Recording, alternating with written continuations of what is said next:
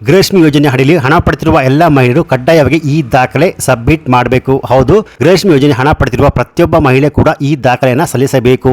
ಇದೀಗ ರಾಜ್ಯ ಸರ್ಕಾರದ ಬಂದಿರುವಂತಹ ಒಂದು ಹೊಸ ಬಿಗ್ ಅಪ್ಡೇಟ್ಸ್. ಹೌದು ಸ್ನೇಹಿತರೆ, ಇನ್ನು ಮುಂದೆ ಗೃಹಲಕ್ಷ್ಮಿ ಯೋಜನೆಯ ಅಡಿಯಲ್ಲಿ ಪ್ರತಿ ತಿಂಗಳು 2,000 ರೂಪಾಯಿ ಹಣವನ್ನು ನೀವು ಪಡ್ಕೋಬೇಕಾದ್ರೆ ಕಡ್ಡಾಯವಾಗಿ ಈ ದಾಖಲೆಯನ್ನು ಸಲ್ಲಿಸಬೇಕು ಎಂದು ಮುಖ್ಯಮಂತ್ರಿ ಸಿಎಂ ಸಿದ್ದರಾಮಯ್ಯ ಅವರು ಮಾಹಿತಿಯನ್ನು ಕೊಟ್ಟಿದ್ದಾರೆ. ಹೌದು ಸ್ನೇಹಿತರೆ, ಸೊ ಈ ಒಂದು ವಿಡಿಯೋದಲ್ಲಿ ಗೃಹಲಕ್ಷ್ಮಿ ಯೋಜನೆಯ 23 ಹಾಗೂ 24ನೇ ಕಂತಿನ ಹಣವನ್ನು ಪಡ್ಕೊಂಡು 25, 26 ಕಂತಿನ ಹಣ ಯಾವಾಗ ಬರುತ್ತೆ ಎಂದು ವೇಟ್ ಮಾಡ್ತಿದ್ದವರಿಗೆ ಈ ಮಾಹಿತಿ ಒಂಥರ ಶಾಕಿಂಗ್ ನ್ಯೂಸ್ ಅಂತ ಹೇಳಬಹುದು. ಜೊತೆಗೆ ಇನ್ನು ಮುಂದೆ 10 ಲಕ್ಷಕ್ಕಿಂತಲೂ ಅಧಿಕ ಮಹಿಳೆಯ ಬ್ಯಾಂಕಿನ ಅಕೌಂಟ್ಗೆ ಇನ್ನು ಮುಂದೆ ಗೃಹಲಕ್ಷ್ಮಿ ಯೋಜನೆಯ ಯಾವುದೇ ಕಂತು ಹಣ ಜಮಾ ಆಗೋದಿಲ್ಲ. ಸೊ ಏನಕ್ಕೆ ಜಮಾ ಆಗೋದಿಲ್ಲ, ಹಾಗೆಯೇ ಇನ್ನು ಮುಂದೆ ಗೃಹಲಕ್ಷ್ಮಿ ಯೋಜನೆಯ ಹಣವನ್ನು ನೀವು ಪಡ್ಕೋಬೇಕಾದ್ರೆ ಕಡ್ಡಾಯವಾಗಿ ನೀವು ಸಲ್ಲಿಸಬೇಕಾದ ಆ ದಾಖಲೆ ಏನು ಕಂಪ್ಲೀಟ್ ಮಾಹಿತಿ ಇಲ್ಲಿದೆ. ಹಾಗೆಯೇ 25 ಹಾಗೂ 26ನೇ ಕಂತಿನ ಹಣ ಯಾವಾಗ ಬರುತ್ತೆ ಅಂತ ಇಲ್ಲಿ ಖುದ್ದಾಗಿ ಮಹಿಳಾ ಮತ್ತು ಮಕ್ಕಳ ಕಲ್ಯಾಣ ಸಚಿವರಾದ ಲಕ್ಷ್ಮೀ ಹೆಬ್ಬಾಳ್ಕರ್ ಅವರು ಒಂದು ಗುಡ್ ನ್ಯೂಸ್ ಅನ್ನು ಕೊಟ್ಟಿದ್ದಾರೆ. ಸೊ ಈ ಒಂದು ವಿಡಿಯೋದಲ್ಲಿ ಗೃಹಲಕ್ಷ್ಮಿ ಯೋಜನೆಯ ಲೇಟೆಸ್ಟ್ ಅಪ್ಡೇಟ್ಸ್ ಮಾಹಿತಿ ಏನು ಕಂಪ್ಲೀಟ್ ಮಾಹಿತಿ ಇಲ್ಲಿದೆ. ಸೊ ನೀವು ಕೂಡ ಗೃಹಲಕ್ಷ್ಮಿ ಯೋಜನೆ ಹಣಕ್ಕಾಗಿ ವೇಟ್ ಮಾಡ್ತಿದ್ರೆ ಸೊ ಈ ವಿಡಿಯೋನ ಸ್ಕಿಪ್ ಮಾಡದೆ ಫುಲ್ ವಿಡಿಯೋ ಕೊನೆವರೆಗೂ ನೋಡಿ. ಬನ್ನಿ ವಿಡಿಯೋವನ್ನು ಶುರು ಮಾಡೋಣ. ಅದಕ್ಕಿಂತ ಮುಂಚೆ ನೀವಿನ್ನು PKV ಕನ್ನಡ ಯೂಟ್ಯೂಬ್ ಚಾನಲ್ಗೆ ಸಬ್ಸ್ಕ್ರೈಬ್ ಮಾಡಿಲ್ಲ ಅಂದರೆ ದಯವಿಟ್ಟು ಇಲ್ಲಿ ಕಾಣುವಂತಹ ಸಬ್ಸ್ಕ್ರೈಬ್ ಬಟನ್ ಪ್ರೆಸ್ ಮಾಡ್ಕೊಳ್ಳಿ. ಹಾಗೆಯೇ ಪಕ್ಕದಲ್ಲಿ ಬರುವಂತಹ ಬೆಲ್ ಬಟನ್ ಒತ್ತಿ. ಸೊ ನಾನು ಯಾವುದೇ ಒಂದು ವಿಡಿಯೋನು ಅಪ್ಲೋಡ್ ಮಾಡಿದಾಗ ನೀವು ನೋಡಬಹುದು. ಇಲ್ಲಿ ಗೃಹಲಕ್ಷ್ಮಿ ಯೋಜನೆಯ 23 ಹಾಗೂ 24ನೇ ಕಂತಿನ ಹಣವನ್ನು ಪಡ್ಕೊಂಡು 25 ಹಾಗೂ 26ನೇ ಕಂತಿನ ಹಣ ಯಾವಾಗ ಬರುತ್ತೆ ಅಂತ ವೇಟ್ ಮಾಡ್ತಿದ್ದವರಿಗೆ ಸಚಿವೆ ಲಕ್ಷ್ಮೀ ಹೆಬ್ಬಾಳ್ಕರ್ ಅವರು ಗುಡ್ ನ್ಯೂಸ್ ಅನ್ನು ಕೊಟ್ಟಿದ್ದಾರೆ. ಅಂದರೆ ಇಲ್ಲಿ ಆಲ್ರೆಡಿ 25ನೇ ಕಂತಿನ ಹಣ ಜಮಾ ಆಗಿದೆ. 26ನೇ ಕಂತಿನ ಹಣ ಕೂಡ ಆದಷ್ಟು ಬೇಗ ಮಹಿಳೆಯ ಬ್ಯಾಂಕಿನ ಅಕೌಂಟ್ಗೆ ಜಮಾ ಆಗುತ್ತೆ ಅಂತ ಇಲ್ಲಿ ಬೆಳಗಾವಿಯಲ್ಲಿ ಮಾತನಾಡಿದ ಸಚಿವೆ ಲಕ್ಷ್ಮೀ ಹೆಬ್ಬಾಳ್ಕರ್ ಅವರು ಗುಡ್ ನ್ಯೂಸ್ ಅನ್ನು ಕೊಟ್ಟಿದ್ದಾರೆ. ಬ್ರದರ್ ಒಂದು ನಿಮಿಷ, 5 ತಿಂಗಳದ ಬ್ಯಾಲೆನ್ಸ್ ಇತ್ತು, ಈಗ 2 ತಿಂಗಳದ್ದು ಹಾಕಿದ್ದೀನಿ. ಮಾರ್ಚ್ ಮತ್ತು ಫೆಬ್ರವರಿ ಮಾರ್ಚಿದ್ದು ಅದು ಫೈನಾನ್ಸ್ ಡಿಪಾರ್ಟ್ಮೆಂಟು ಮತ್ತು ಮಾನ್ಯ ಮುಖ್ಯಮಂತ್ರಿಗಳ ಹತ್ರ ಬಗ್ಗೆ ಹೇಳ್ತಾರೆ. ನನ್ನ ಪ್ರಕಾರ ನನ್ನ ಕಡೆಯಿಂದ ಹೋಗಬೇಕಾಗಿದ್ದು ಇನ್ನು 1 ತಿಂಗಳು. ನಾನು 2 ತಿಂಗಳದ್ದು ಹಾಕ್ತಾ ಇದ್ದೀನಿ. ನನ್ನ ಕಡೆಯಿಂದ ಇನ್ನು 2 ತಿಂಗಳದ್ದು ಬ್ಯಾಲೆನ್ಸ್ ಏನಿತ್ತು ಅದನ್ನು ಈಗ ಹಾಕಿನೇ ನಾನು ಬಂದಿದ್ದೀನಿ. ನಿನ್ನೆ ನಾನು ಕ್ಲಿಯರೆನ್ಸ್ ಕೊಟ್ಟು ಬಂದಿದ್ದೀನಿ.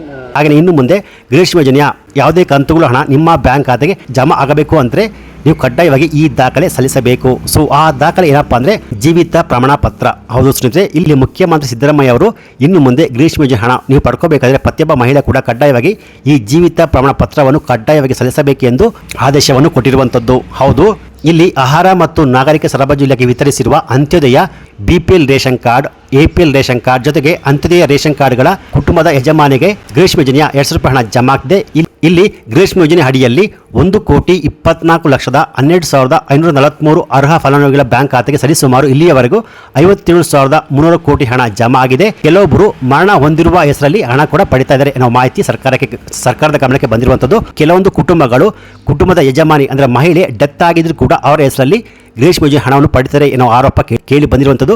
ಸೊ ಹಾಗಾಗಿ ಇಲ್ಲಿ ರಾಜ್ಯ ಸರ್ಕಾರ ಇಲ್ಲಿ ಮರಣ ಹೊಂದಿರುವ ವ್ಯಕ್ತಿ ಹೆಸರಲ್ಲಿ ಬೇರೊಬ್ಬರು ಹಣ ಪಡೆದಿರುವ ಮಾಹಿತಿ ಸರ್ಕಾರದ ಗಮನಕ್ಕೆ ಬಂದಿರುವಂಥದ್ದು. ಸೊ ಹಾಗಾಗಿ ಈ ಹಣ ದುರುಪಯೋಗ ಆಗುವುದನ್ನು ತಡೆಗಟ್ಟಲು ಸರ್ಕಾರ ಇವಾಗ ಗೃಹಲಕ್ಷ್ಮಿ ಯೋಜನೆ ಹಣ ಪಡೆಯಲು ಮಹಿಳೆಯು ಜೀವಿತ ಪ್ರಮಾಣ ಪತ್ರವನ್ನು ಕಡ್ಡಾಯವಾಗಿ ಸಲ್ಲಿಸಬೇಕು ಎಂದು ಸಿಎಂ ಸಿದ್ದರಾಮಯ್ಯ ಅವರು ಮಾಹಿತಿ ಕೊಟ್ಟಿರುವಂಥದ್ದು.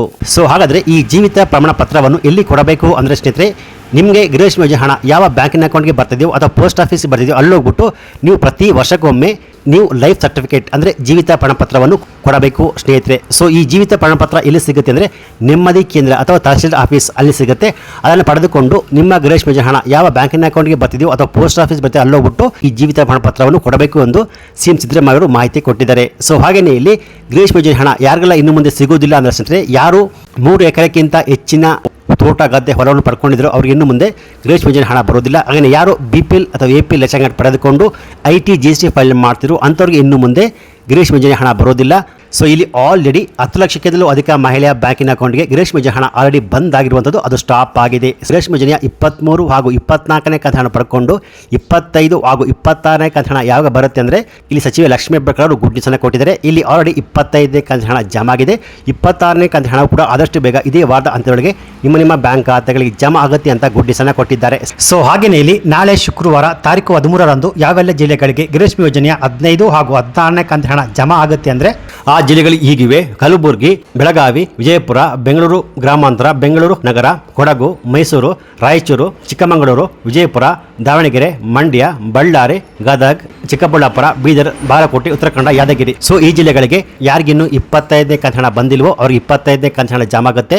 ಇಲ್ಲಿ ಒಟ್ಟಿಗೆ ಜಮಾ ಆಗೋದಿಲ್ಲ, ಹಂತವಾಗಿ ಹಣ ಜಮಾ ಆಗುವಂಥದ್ದು. ಒಂದು ವೇಳೆ ನಿಮ್ಮ ಬ್ಯಾಂಕ್ ಖಾತೆಗೆ 25ನೇ ಕಂತು ಹಣ ಬಂದಿಲ್ಲ ಅಂದ್ರೆ ನಾಳೆ 100% ನಿಮ್ಮ ಬ್ಯಾಂಕ್ ಖಾತೆಗಳಿಗೆ ಜಮಾ ಆಗುವಂಥದ್ದು ಸ್ನೇಹಿತರೆ. ಸೊ ನಿಮ್ಮ ಬ್ಯಾಂಕ್ ಖಾತೆಗಳಿಗೂ 25ನೇ ಕಂತು ಹಣ ಜಮಾ ಆಗಿದ್ರೆ ಈ ಮಾಹಿತಿಗೆ ಒಂದು ಲೈಕ್ ಕೊಟ್ಟು ನಿಮ್ಮ ವಿಡಿಯೋಸ್ ಅನ್ನು ಕಮೆಂಟ್ ಮಾಡಿ ಹಣ ಜಮಾ ಆಗಿದೆ ಅಂತ ಕಮೆಂಟ್ಸ್ ಅನ್ನು ಮಾಡಬಹುದು. ಒಂದು ವೇಳೆ ಜಮಾ ಆಗಿಲ್ಲ ಅಂದ್ರೆ 2 ರಿಂದ 3 ದಿನ ವೇಟ್ ಮಾಡಿ 100% ನಿಮ್ಮ ಬ್ಯಾಂಕ್ ಖಾತೆಗಳಿಗೂ ಹಣ ಜಮಾ ಆಗುತ್ತೆ ಸ್ನೇಹಿತರೆ. ಸೊ ಇಲ್ಲಿ ಪ್ರತಿಯೊಬ್ಬ ಮಹಿಳೆಯರು ಕೂಡ ಗಮನಿಸಬೇಕಾದ ಅತಿ ಮುಖ್ಯವಾದ ಅಂಶ ಏನಪ್ಪಾ ಅಂದ್ರೆ, ಸೊ ಇಲ್ಲಿ ಇನ್ನು ಮುಂದೆ ಗೃಹಲಕ್ಷ್ಮಿ ಯೋಜನೆಯ ಹಣ ಪಡ್ಕೋಬೇಕಾದ್ರೆ ಪ್ರತಿಯೊಬ್ಬ ಮಹಿಳೆ ಕೂಡ ಜೀವಿತ ಪ್ರಮಾಣ ಪತ್ರ ಲೈಫ್ ಸರ್ಟಿಫಿಕೇಟ್ ಅನ್ನು ಕಡ್ಡಾಯವಾಗಿ ಸಲ್ಲಿಸಬೇಕು. ಅಂದ್ರೆ ಹಣ ಯಾವ ಬ್ಯಾಂಕಿನ ಅಕೌಂಟ್ಗೆ ಜಮಾ ಆಗ್ತಿದೆಯೋ ಆ ಬ್ಯಾಂಕಿನ ಅಕೌಂಟ್ಗೆ ಅಥವಾ ಪೋಸ್ಟ್ ಆಫೀಸ್ ಹೋಗ್ಬಿಟ್ಟು ಪ್ರತಿ ವರ್ಷಕ್ಕೊಮ್ಮೆ ಈ ಜೀವಿತ ಪ್ರಮಾಣ ಪತ್ರವನ್ನು ಸಲ್ಲಿಸಬೇಕು ಸ್ನೇಹಿತರೆ. Thanks for watching.